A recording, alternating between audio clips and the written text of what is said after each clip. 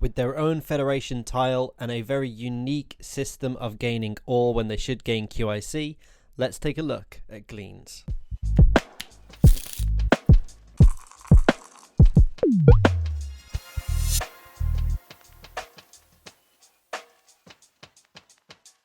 Okay, so let's talk round boosters. First up in our S tier, we have a +1 point for every Gaia planet when you pass, as well as credit boost. This is great. This is all about Gleans. This is what they do. So of course, this has to be an S tier.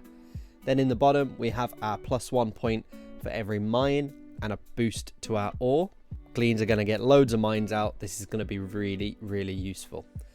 Over in our A tier, we have a terraforming step as well as a credit income. Terraforming is going to be really helpful to Gleans. They're not going to be jumping straight up that research track. So this will be helpful in the early game. And underneath, we've got a general boost to their overall economy. Over in the B tier, we've got a +2 credit as well as plus to the QIC, which of course is going to be an ore for Gleans. And then in the bottom of that B tier, we've got our trading station points as well as a boost to our ore. Going over C tier, we have +2 power tokens with +1 ore. Into D tier, we're going to have 4 points when we pass for any big buildings we have out, as well as 4 charges. Now initially we might think this isn't a bad booster, and it's not, but the reason it's lower down in Gleans tier list is because this is not what Gleans strategy is about. Gleans strategy is all about mines, Gaia planets, ore. That is basically what they do. So this isn't a booster you want to be looking for. It's not integral to their strategy. Then finally going over to E tier, this just isn't a tile that Gleans will probably ever pick. They have no need for a range boost. They can generally do okay with range themselves, and they don't have a need for a +2 power charge. There's many other better things that Gleans could be looking for. Moving on to our round scoring tiles, we're going to have a look at the S tier, which would be our terraforming tile and both of the Gaia planet tiles. Now, why is this so important? Well, you want to see both of the mines on Gaia planets come out. If both of these show up on the board, then you're definitely going to be eyeing up the Gleans faction to play for this game if they came out on the round scorers. Going on to our A tier, we're going to be having a look at mines, trading stations, buildings, and federations. Generally, any buildings are going to be pretty good. All of these would fit into the category, and of course Gleans are going to be building some federations, especially as they can get their bonus federation tile from their planetary institute. That also might be an option for them to try and squeeze in some bonus points. Now, the worst tile for Gleans would be the one about going up on the tech tree. Again, it's not bad because Gleans are going to be doing that, but it's not the best choice. There are much better tiles out there, especially the key being those 2 mines on Gaia planet tiles. So now we're going to take a look at the endgame scoring tier list. Well, at the top of this, the best endgame scoring tile that Gleans could find would of course be the Gaia planets. That's all Gleans do. They just want Gaia planets. So if you see this one come out, as well as the other 2 round scoring Gaia tiles, that's a really big indication. You should probably pick Gleans.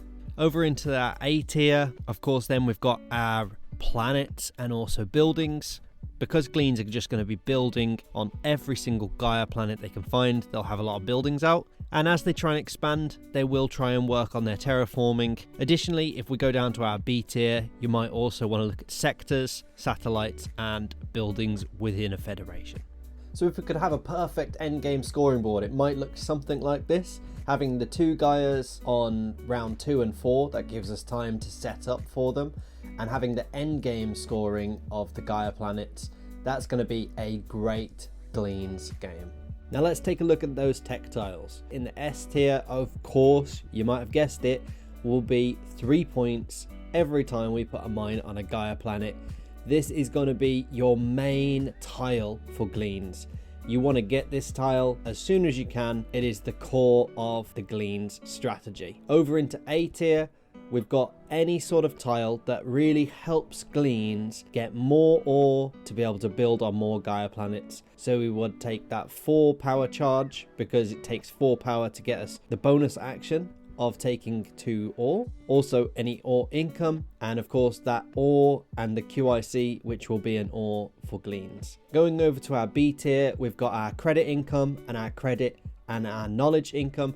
These are great tiles, but again, our core strategy is centered around building on Gaia planets. So our real main goal is to make sure that we've got enough ore to do this. Finally, over to our C tier. These are tiles that you probably aren't going to take unless you really have to. Getting 7 points at the end of the game or getting additional knowledge is certainly very, very useful.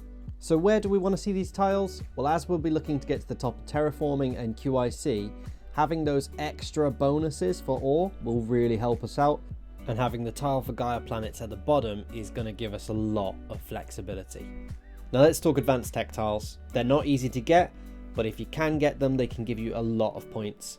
Now the simplest one to get would be 2 points for every Gaia planet. That's going to be great. If you can get it, get that one.